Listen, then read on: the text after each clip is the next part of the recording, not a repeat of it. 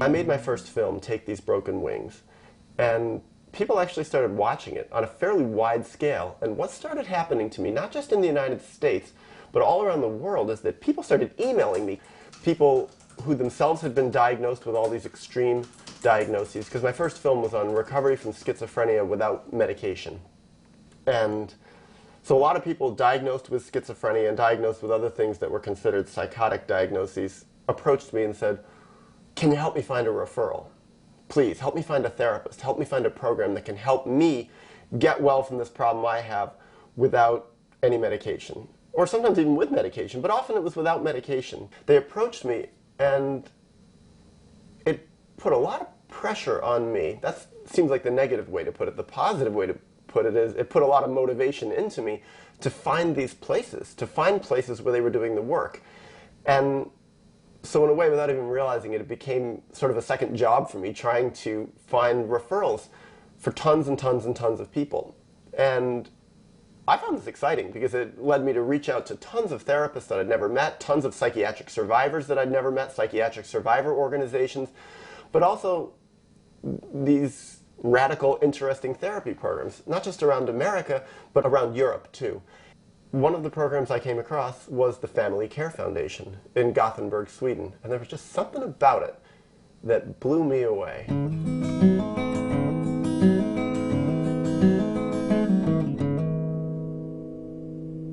I first met Carina on an email list, an international email list for, basically it's for psychotherapeutic providers who work with psychosis. And there are providers from all over the world. It's a group called ISPS. And Carina was this ferocious person on this list. And all I knew her name, Carina Hawkinson, and I'd see her. And what scared me about her in a way, but also the thing that really drew me to her, is she spoke her mind.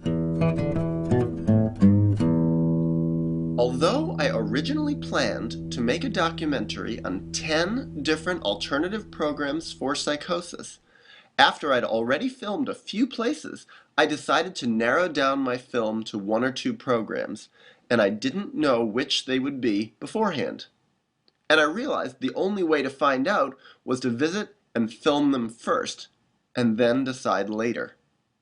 So when I got to Gothenburg, I was scared because I felt like I owed it to her to let her know that I might actually not be making a movie about her program at all, and I might just be filming stuff for my own archives, basically, or for their archives, but for no film. So I felt that was the ethical thing to do, to let her know up front that I'd been to a few other places, and I basically decided I wasn't going to make a movie about them, and this might be the 4th place I was going to hit that I wasn't even going to make a movie about. So I told her this, and I felt so guilty, like I had done something really bad, come all the way here and had them open their doors and make themselves so available and so vulnerable, and then I might not even use them in a film. Ugh, my guilt was really eating away at me, and for that reason, I just hoped she would be super gentle about me, and in a way, she would let me off the hook. And initially, at least, that was not how she reacted. How she reacted initially was that she dug her heels in more and tried to convince me why I was making a mistake. And she even went so far at one point to say that she thought it was a stupid idea for me not to include them. And I was like, ugh, it was eating me alive, my guilt was. And then we talked about it more over a few hours. And she's like, well, I know, I'm just having an initial emotional reaction. And she said, I understand where you're coming from, and I appreciate you telling me. And I thought to myself, well, God, maybe I do regret telling her. But then I thought, no, I really don't regret it, because I needed to let her know. But the end result of that was that I was in the middle of doing interviews. I had already interviewed her once by that point. And I got a migraine that night. It was horrible. I had the worst night's sleep. And the next day I interviewed this therapist, Maria, and I had a splitting headache all through the interview. And I think I was nauseated before the interview because the headache was so terrible. And I was just like, oh my God, I hope I can function. It ended up being okay. And surprisingly, the interview didn't turn out, with Maria, it didn't turn out half bad. I really like to go to the family homes at the countryside. Oh, it's fun. But I really was glad that I talked about that with Carina, because in a way it put a lot of stuff on the table. And it was to my great relief that actually what I discovered is that I absolutely loved the Family Care Foundation. And I realized this is the kind of place that I wanted to refer clients. And this is exactly the reason I did the project. The place was fantastic, and it had so many, I mean, I couldn't refer people there because it's all for local Swedish people in the Gothenburg area. But at the same time, it was like, what I realized is that people in America might see this. People in the other parts of the world might see this film, and they might think, well, maybe we could do the same thing.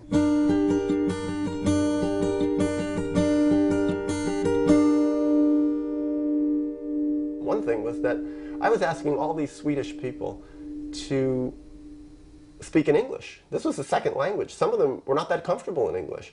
I was asking farmers to speak in English, and that was hard for them. Sometimes they were, and some of the therapists too. It's like I was asking people questions in English. Sometimes they didn't always understand my questions. Sometimes I had to repeat the question several times. Sometimes they didn't know how to say what they wanted. Sometimes it was very, very frustrating to them. Many people after the interview said, my God, if I'd only had the chance to say this in Swedish, I could have said it so much more clearly and comfortably. But interestingly and ironically, I had some people say, that interview was very, very difficult for me. And I said, I know, it's very difficult to speak English. And they said, no, it's not the English. It's the concepts we're talking about. It doesn't matter. They said it would have been just as hard for me in Swedish. It's like I don't have the emotional vocabulary, even in my own native language, to say it. There was also some technical problems that I was going through. I was very nervous. I had all new camera equipment because I needed to buy all new equipment so it was really small, so it could fit in a very small backpack. Because I was on the road for, well, 6 months, and then 2 months before that in America. So 8 months I was on the road where I didn't have a home. And basically all my clothes, all my camera equipment, all my sound equipment, the tripod, a computer, hard drives, and everything was all packed into one backpack. And it was like I was traveling like a hobo. And so I brought basically the bare minimum. When I showed up in Sweden, I didn't even have a jacket. And I got there in early May, and it was freezing. And I was like, I'm kind of too cold here. I can't, like, function. And so Carina and some other people were nice. They gave me extra clothes. Another big problem I had is I was just nervous that the equipment would work properly because I just didn't quite know it very well. And so I was afraid, like, God, what if I get all these fantastic interviews and they don't download well to the computer? What if there's blips in them or I make mistakes in the sound? Well, as fate would have it, about 98% of the time it worked out fine. A third problem I had, I didn't have a wide-angle lens. And sometimes I was filming groups and filming families, and I needed a wide-angle lens. I was stupid. I didn't buy one beforehand because I didn't know enough about doing these kind of projects. So I ended up having to go into downtown Gothenburg and buy a wide-angle lens. One of the therapists, Maria, took me there, and thankfully I found a place that had one. It wasn't specifically built for my Canon camera, but there was one that actually fit, and thank God it worked. It allowed me to film like much wider scenarios, much wider contexts, and it made all the difference with some of the interviews. When I was 13 years old, I lived in, like Therese, you do now, in a family in 7 years. Another problem I had is that I had a very specific type of tape that fits into my camera. I think I've got some here. Where are they? Like this. Yeah, look at these. See, I have these tapes, and I think I had about 50 or 60 with me that I brought to Sweden with me, each one being an hour long. Well, the problem was, that didn't mean that I had 50 or 60 hours of footage I could capture in Sweden, because right after I left Sweden, I was going to go directly to northern Finland to make a whole nother documentary on the Open Dialogue project there. What started happening is I started using tons and tons and tons of tapes in Sweden, and I started to get to like, oh my God, I only have like 6 hours left that I can film, and I'm going to be in Sweden another 4 days. I started getting nervous. I started becoming really, really like anal retentive and selfish about anything that I would film. I would like go out and film background footage, and I would only film for like 10 minutes because I didn't want to use up a whole tape. And that's totally the wrong way to film a documentary.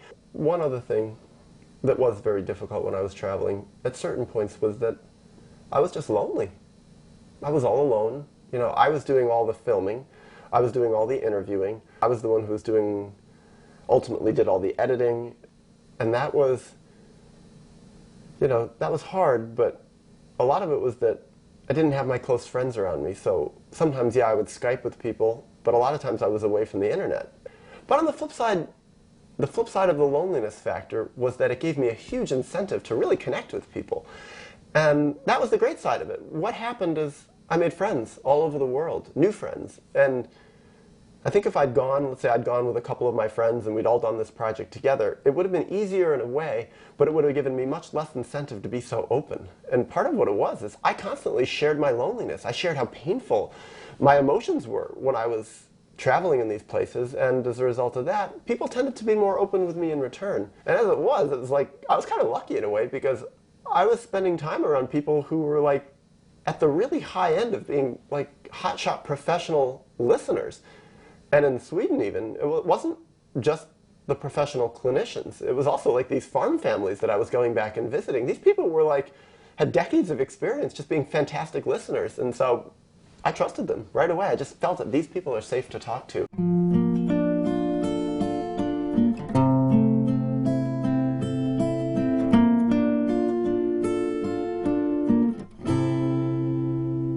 I had actually never filmed a family in action. And especially when I visited the Svensson family on their farm, it was incredibly difficult. Just the complexities of a family dynamic. They were talking in two different languages. They were going back and forth between Swedish and English. Be back. Hur länge är du ute? Timme? For an hour. Men han är här utanför. He will be out here. We can call him in. Also, they didn't know me at all. I was just walking cold into their home, into their farm, and asking them tons of personal questions about stuff that they don't always talk about, even, you know, with themselves, but then let alone talk about in English with a stranger. And I had the camera. Half the time I was holding it. Sometimes my arm would get tired and I'd just set it down on the table. I don't think I was using a tripod at all, or maybe a little bit. But so a lot of times I was just holding the camera. I was asking questions. I was going all around with the camera, looking from person to person to person, and trying to anticipate who was going to talk next. Sometimes I'd be filming someone, and then the other person would be saying something important, and I'd fly back and forth. And then I didn't want to come in and say, okay, this is how, I didn't want to come in and be like this fancy director and say, okay, I need you to sit here, and you to sit here, and the light sucks here, so you can't sit here, and I need you both to sit next to each other because you're talking to each other a lot, and I want to catch your interactions with each other. Instead, I was just like, you know, it's going to create a really emotionally awkward situation if I, this stranger who they don't know, comes in and starts telling people how they're supposed to behave in their own home. So instead, I went in with a philosophy that just said, you know, do what you do. Be yourselves. I wanted to capture their ordinary life. I wanted to see if I, with my video camera, just walking in as a stranger, could capture some facet of their ordinary life. And by God, I think it worked. I mean, throughout the film, their dogs are running over, barking, and, you know, and running over, and the lightning struck near the house and killed the electricity. The electricity goes out right in the middle of the video, and I got that on camera. When she got here, she hurt herself very bad. She's Self-destructive. now it's coming a very loud. At first, I was like, I kind of wanted them to take the dogs and put them in the other room. But I was so glad that I restrained myself from saying that, because actually the dogs are fantastic in the film. They are part of the family. There is people who is caring about other people's. I get, vad heter det, rörd. If I heard a story like that came from nowhere. And interestingly, later, when Anki and Jonas sent me old archival photographs that they had of their family and of themselves throughout the ages of their lives, every picture they sent me had pictures of dogs in it. Their dogs are their family. Their dogs are like their children to them. So here I'm going to come in and tell them to put their dogs in the other room. I mean, that would have been, I mean, intuitively I knew it was the wrong thing to do, because I've grown up in my family, we had a dog also, and it's like the dog, he was a part of the family, and anyone who said put the dog in the other room was someone who we wouldn't have trusted. But from a video perspective, the dogs were barking, and, you know, they're shooting the sound meter way up into the red zone constantly, and it was just like, "Ugh." The director, you know, part of me was going, no, no, no, but then the real director part of me, the part that knew what I was really going in there for, said, just let them be. Don't tell them what to do. No direction at all.